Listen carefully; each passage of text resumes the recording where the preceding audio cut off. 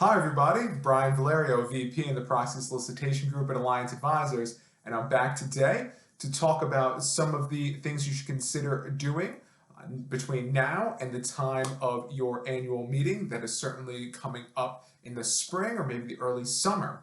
So I've been away for a few weeks, but now as the calendar has turned to 2021, I thought it would be a good time to talk about some of the things that issuers should be considered doing prior to filing their proxy statement in the next few weeks or coming months. So the first thing that I think everybody should be mindful of and should consider doing is figuring out who your shareholders are. It's not rocket science here, but you definitely want to take a look at the public filings and get a sense of who your largest holders are, who your most influential holders are. Are they some of the index funds, some of the more passive funds, or are they more some of the actively managed funds?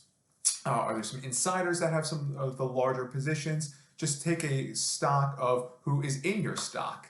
The next thing that I think you should do after you figure out who is in your company, who are the largest holders, take a look at what drives some of their governance decisions. Are they influenced by ISS or Glass Lewis? Are their decisions on corporate governance matters more internally driven from their own guidelines? Take a look at some of those things because it's going to be important to understand how the public views your company's corporate governance profile. The next thing I think you should do right alongside that is review some of the proxy advisory firms, some of the ISS and the Glass Lewis policies. Back in December, they came out with their updated policies for the 2021 season. Some of the biggest changes actually don't go into effect until next year, but it is still a good idea to familiarize yourself with some of those policies and take a look at those against your current profile and practices. From there, you should probably take a look at some of your larger holders' internal policies, some of their proxy voting guidelines, and do kind of the same exercise. Look at some of their biggest policies against what your current profile and practices are to try to understand where some of the potential pressure points are.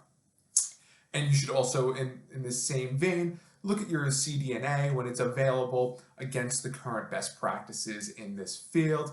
There's a lot of changes that are going on at companies' executive compensation practices as a result of COVID-19 and the pandemic that resulted from it.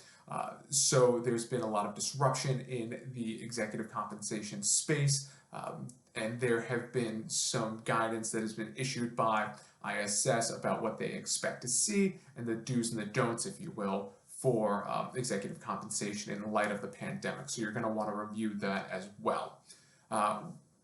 Ultimately, what you're doing is you're identifying potential problem areas and pressure points for your upcoming shareholder meeting prior to the meeting. What that'll do is that'll allow you to inform the board of any potential issues prior to filing the proxy statement and prior to the voting coming in, so that people aren't necessarily going to be caught off guard if there is some against voting that comes in. It'll also give you the opportunity to engage with some of your top shareholders and talk to them about their practices and your practices, and to see if you can find some common ground and explain to them and really tell your story and articulate why your current practices and profiles are best suited to the company and why you are hoping to get their support at the upcoming meeting. You can also then receive some feedback from them and relay that feedback back to the board about, hey, we've gone out, we've talked to a number of shareholders, there are some themes that we're hearing, these are some of the themes that we're hearing, these are some of the pressure points and some of the feedback that we're receiving from the institutional investment community. All in all, I think if you take a lot of these steps, you'll feel much more prepared going into the 2021 proxy season, and you will feel like you have a handle on some of the potential issues before it starts coming down from the vote. If you have any questions about these suggestions or how to get going with these ideas, please feel free to connect and we'll talk through them. Thanks.